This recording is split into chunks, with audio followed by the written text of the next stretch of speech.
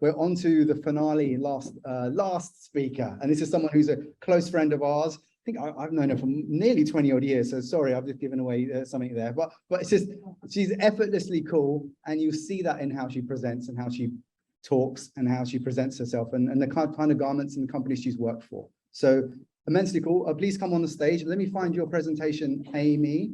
I think that's it. Is that correct? Yeah. So take it away. You have the floor and introduce yourself, and that's it. I'm going to hide this little thing here because it might annoy you. That's it. Go for it. Okay, I'm so cool. I've lost my speech somewhere in my last office I was with, so I'm just reading off my iPhone. Okay, so my name's Amy Roberton, and I have been a denim designer for a little under 20 years now. I've worked for high-end and high street brands, in-house, and for the last 11 years as a freelancer. And this is a short guide to how I design a pair of jeans. So know who you are designing for. Maybe you will be lucky enough to own your own label, and everything you design and make, you will instinctively feel and want yourself. You will understand your customer as you and your friends are your customer. But for many of you, that won't be the case. You will be employed by a brand or agency, or maybe even a factory, and you will need to design for who your employer's target market is. So for the most part, we have to take out the ego from designing. So are you designing for millennials or the Gen Z? Maybe you're designing for an older customer, Generation X, not your dream job probably, but hey, it's a job and we all need jeans. Or maybe you'll be designing for the newest emerging generation, Generation Alpha. Once you have identified the right age group, you need to think about the main selling market. Is the brand large and global? And does it need a range that will suit a global market with something for everyone in it? Are they UK only, EU, a small brand with a very small and specific target market? What is that market's climate and cultural needs? You will need to know your end retail price and markups, as this will determine what fabric and finishes you can use, what details and embellishments can be added, basically what you can afford and not afford. Already, all of this information will impact the choices you need to make into fabric and trim selection, as well as styling and fits. Mood boards. This is always where I start once I know who I'm designing for. Build a mood board of who your customer is, thinking about who they are looking at for outfit inspiration and where they are looking for it, what trends they are looking at now. What do they want, high rise or low rise or something in between? What blocks and leg shapes are they wanting? Baggy fit, straight fit, flare, or a bit of it all? What is informing their taste in terms of TV shows, movies, Instagram accounts? What are they watching and what are they following? What music they are listening to? Who are they aspiring to be and what are they aspiring to wear? What is that customer's habits? Are they focused on the latest trends and fads, the latest walks from the catwalk? Or are they more concerned about building a long-lasting forever wardrobe? What brands did the people they aspire to be wear or own or work and do collaborations with? So where do you begin that research? Of course, catwalk shows are as important as ever. Vogue and Tagwalk are two of the apps I use most to view the shows. Tagwalk I find especially helpful when putting denim in as a search word for a quick overview. I will check out most of the shows for colors and detail inspirations and not just the denim relevant ones. I also do all of the men's shows as there is so much crossover these days. Don't forget the street shots from the shows, a great source of images. These people are dressing exactly to be photographed and they are putting their best fashion foot forward, wearing the newest emerging trends. Of course, Instagram is the big one now, and you don't need me to tell you that it's a total rabbit hole. Follow all the influencer accounts you can cope with, including street style accounts and vintage shops, where you can get some great detail shots and lots of inspiration without spending money buying them. But it is exhausting, so take time out, lots of it, and when you need it. There are other sources to dive into, of course, trade shows and amazing resources like WGSN, if you are lucky enough to have memberships. And then sites like Depop, eBay for vintage, especially when we couldn't get to the shops during lockdowns. Pinterest, Tumblr, bit old-fashioned still, but good, and good old-fashioned libraries. The British Library is a haven and worth a visit to a season. Then, of course, TikTok, TV shows, movies. I've been known to stop a film mid-family movie night to press pause and take a quick picture of some random denim piece. So you have your mood boards. I like to do a few detail pages too, like a trend or fit focus page and a denim wash page. These are all mega helpful. And finally, a color palette page or two. I usually have a design pack now of around 10 pages for about a mid-sized collection, and this will all help support my design. So next you need your fabrications and trims. Mill relationships are so important to a denim designer. As you move along in your career, take time to get to know your mills and their market representatives. The denims you work with most will depend on your end retail price and market. Maybe you are selling your jeans for £300 and you can afford Japanese denim or the finest EU mills. Lucky you, that's only happened to me once or twice in my career. But don't worry, more price entry mills are excellent these days, and the choice and innovation they deliver does not leave you shortchanged. You might need a selection of rigids, comfort stretches, indigos, blacks, PFDs, or ecrus, depending on what your research has given you.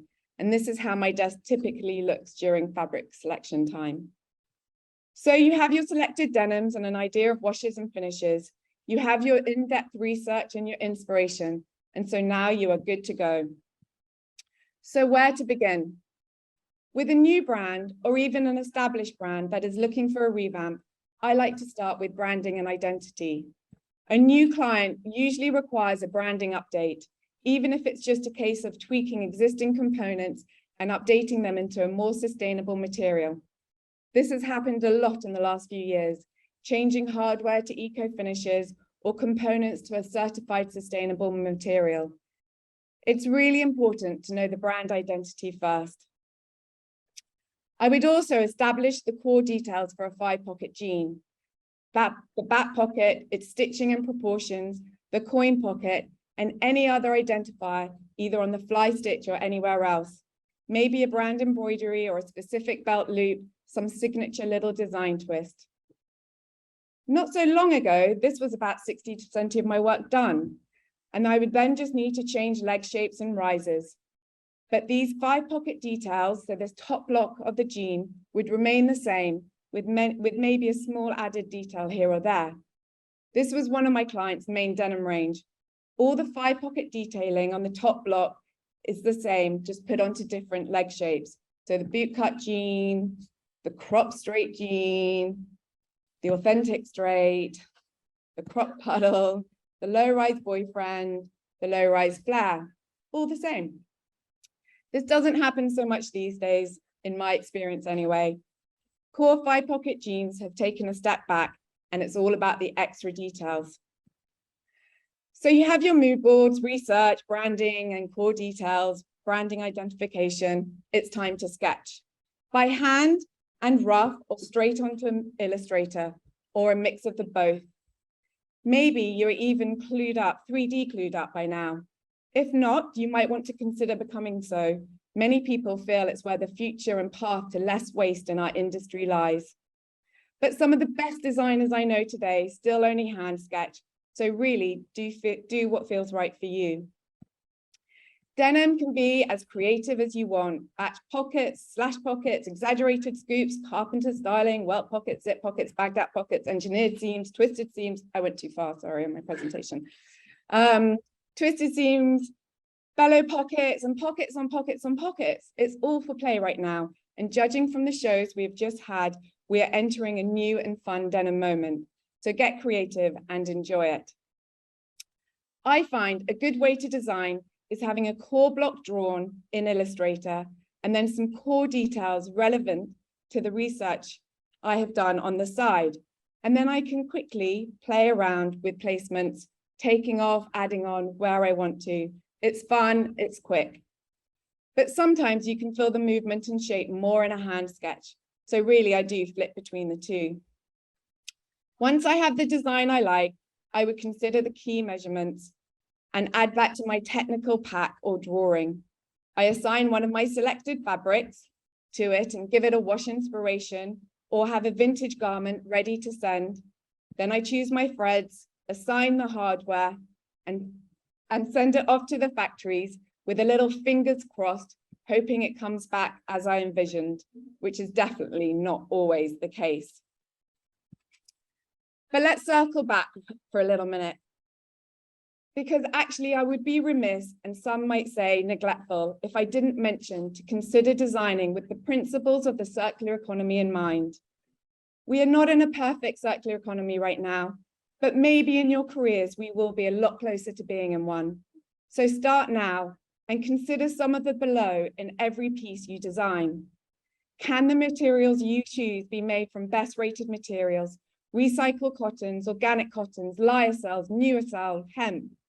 Can your garment be easily recycled? Can you reduce the hardware and seams? The latest trends of lots of pockets does not help this. Can we make it from a mono material? Can we make it to be modular, adaptable, easy to dismantle and recycle? Have you designed it to be long lasting? Have you limited, where possible, harmful chemicals and processes?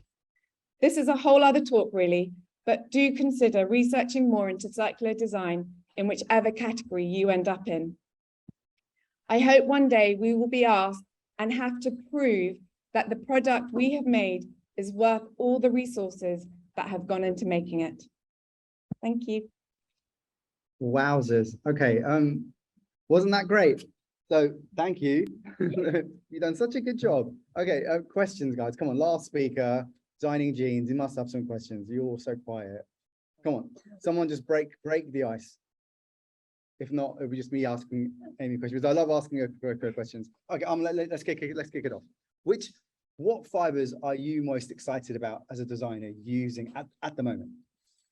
So definitely recycled cotton. I'm a massive advocate and I use it in every jean I design now. It's kind of a given.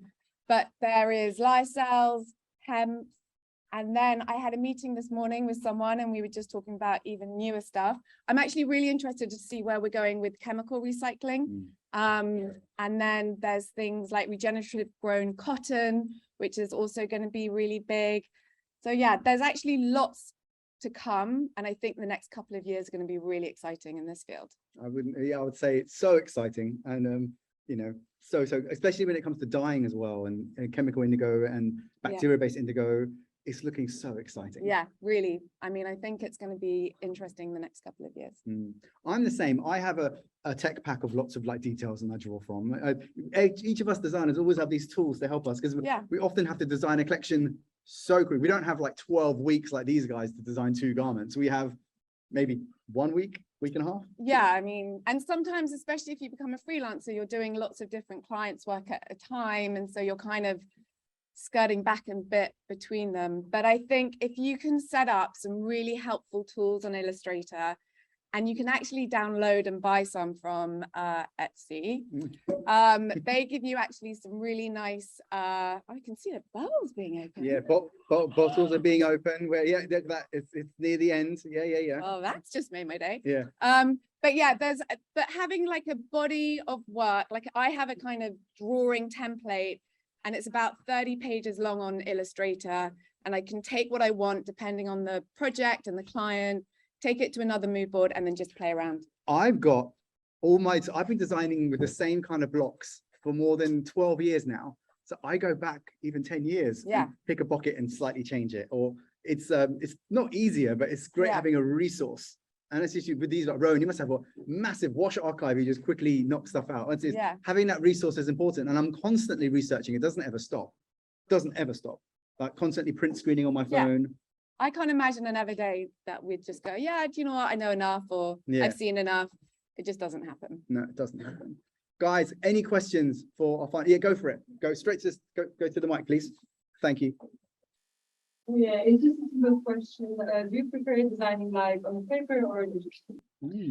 I actually like doing both, but I think because now I'm so set up digitally, I can design really quickly. And actually, when you have to send something to a factory really quickly, they need a bit of a technical drawing, and you can zoom into it, you can cut it out and blow it up, and then you can do like stitch details really quickly. Really, if you want to work with a factory on this, then it's better to go digitally. But sometimes I've had it that clients don't want to look at a digital sketch. They can't read them. They don't feel like they've got any movement from them. They kind of reject them. So then you have to do a little bit of hand sketching as well. And sometimes I just want to get an idea across really quickly to a factory, and I'll be like, I'll just quickly draw it and send. I mean, I'm actually doing so much work these days on WhatsApp. I'm kind of like, I'm just going to sketch this, and then I send it on WhatsApp and it kind of gets done. So I would say try and start on Illustrator and get a body of blocks and details. Keep that as an archive library. Back it up again, put it on the cloud. Don't lose it, because it will save you time and you'll become a better designer. But know how to quickly sketch as well. Do you prefer Illustrator or Photoshop or like Yeah. what do you use? So for sketching, I do everything on Illustrator, but I have to know Photoshop, because I might do like little videos and stuff that I still put together in Photoshop or edit images. But for me, I do all of my drawing on Illustrator. And then, like I said, I would look into 3D designing. I think it's going to be quite important for your generation. I feel a bit old to kind of get onto it now, but I wish I had, and I guess it's not too late, but I would definitely recommend at least doing a small course in it. I mean, I had to train myself in Illustrator at university. It was just emerging when I was at university. We weren't taught it. We weren't giving the resources. I had to pay for myself to go on a short course to learn it. And maybe the same is said of 3D now, but I do think it's worth looking into for the future. Spot on. Can you come to the front if you could? Amazing. No questions from online yet, so they will come. They come all in one go. So Hi. I have a question. The question is, if you have like a digital archive that you have done your blocks and you have done your details and all that, and you're using your archive, doesn't that make your designs repetitive? Like you're using the same things over and over again, you just like... So I would never do the exact same design for a client, but a client might want a baggy jean. I take the actual kind of outline of a baggy jean. Maybe I make it baggier for a younger client. Maybe I slim it down, but I will change the coin pockets, the back pockets, the fly stitching. I will change everything else, but I have that template on an Illustrator file, and then just not drawing it fresh every time, which might take me half an hour or an hour, making a little adjustment here and there takes a matter of minutes.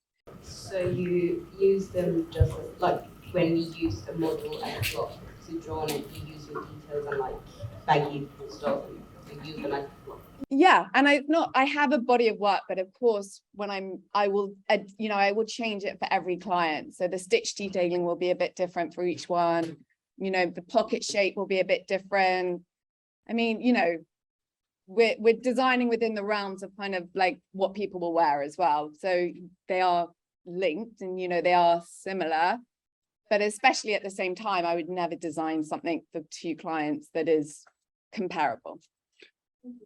branding plays a big part on that as well, doesn't it? Leather patch or whatever, that can change instantly how the garment looks. So yeah, definitely. And that's why I start with brand identity, because I need to know that if I'm putting the same back patch on everything, or maybe I've got two back patches, or maybe I've got a woven label and a back patch, depending on what style jean. It's just getting better and better with the popping of the corks. But so it really depends. And that's why for me anyway, I start with like knowing the brand identity, reworking it where it's needed, make sure that I'm like, especially if it's an established brand, that I'm fluent in their language, and then I translate it into the designs. Thank you so much. Well, again, thank you for joining us on Transformer Z. And Amy, she's actually done a few presentations for us and lots of different talks. So do scour the Transformers Foundation Learn Hub. There's a couple of talks with her in it, and they're all amazing as well. Thank you for your time, and thank you for doing this amazing talk.